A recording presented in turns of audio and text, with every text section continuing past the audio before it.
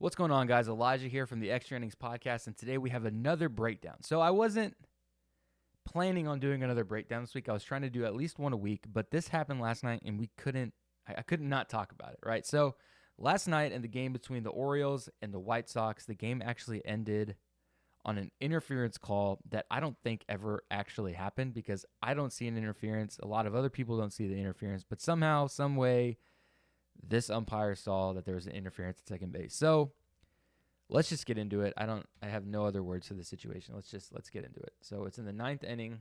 Here we are right here. No, too far. Okay, here we go. So I'm going to let the play run through, and then we'll break it down. Here we go. So we got Benintendi at the plate, Kimbrel on the mound, ball up. Boom, right there. He avoids the runner, comes in, makes the play. It's done. Should be 2 outs, but they're calling it a double play. So if, like I said, if you're versed in baseball and I'm over-explaining, forgive me. If you don't know what happened here, there was an infield fly, right? So the batter is automatically out because if there's runners on first and second, less than 2 outs, just to make sure that you're not turning an intentional double play by dropping a pop-up and just intentionally, turning two, the batter's automatically out. And the play is as it is. Nothing else happens. The batter's automatically out, whether he catches that pop fly or not, right? But, so that already puts it at 2 outs, right? So if the batter's already out, that's 2 outs, right? 2 outs. But they're saying there was an interference at second base as well as when Henderson was running in to catch the ball, right? So let's see it one more time. So right here, you see this moment right here. This section right here where he's having to, because he's playing here, runner's here. That's his rightful area, right? He's supposed to be here. He's got to take his lead. So the issue is right here. Boom. So when he avoids him like that, right, they're saying that's interference. But in all honesty, he's just walking back to the bag. There's no other play happening here. The play's dead. He knows he's out. Kimbrel's coming to back up.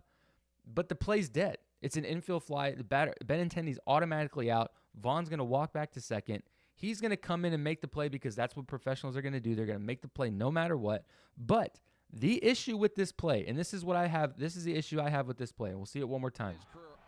One more time here. Boom. Ball's up. He avoids him right there, bounces off, comes to make the play, right? But it's an infield fly. So how can there be interference on a play that doesn't need to be made is the biggest question here. How can you call an interference? He doesn't even have to catch that ball for there to be an out. So how is there interference? And I think that's what everyone's up in arms about. If it's an infield fly and the ball's dead, there should be no interference call. So again, and even then, let's just say that there was some weird interference and he actually blocked him from getting to that ball. This was not interference. He was taking his lead. He took his lead and then walked back to the bag, which is his rightful area. Boom, he's walking right back to the bag. There was no intentional interference. There was no blocking him from getting that ball. He went his way. Henderson went around him the other way. Wouldn't have mattered. So I think this was a pretty gross. Let's see what they're saying here. Let's see what happens after. If the umpires now are wondering about interference, or did Henderson brush the runner as well? So he technically brushed him. I mean, that's obvious because he was obviously runners on first and second. It's a tight game. It's an 8-6 game. He's going to be holding the runner to make sure he's not taking off because then if those runners get moved over, another base hit, ball game's tied, right? So he's holding the runner at second, so he's got to be close to him. But obviously if he's going to run around, yeah, there might be a little bit of contact. And I guess by sake of the rule, technically. But where it gets confusing, right, where it gets kind of hairy, is there technically was no play to be made. So is there technically a rightful interference? This is another one that's up in the air, guys. But let me know what you guys think.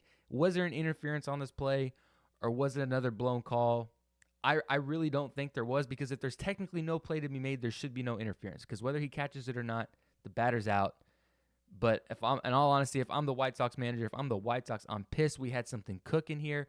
That's just one out. We had one more chance to solidify it. Because like I said, base hit potentially scores 2 and ties this game. But it is what it is, guys. But let me know what you guys think. Did they blow it? Is it the right call? I don't know.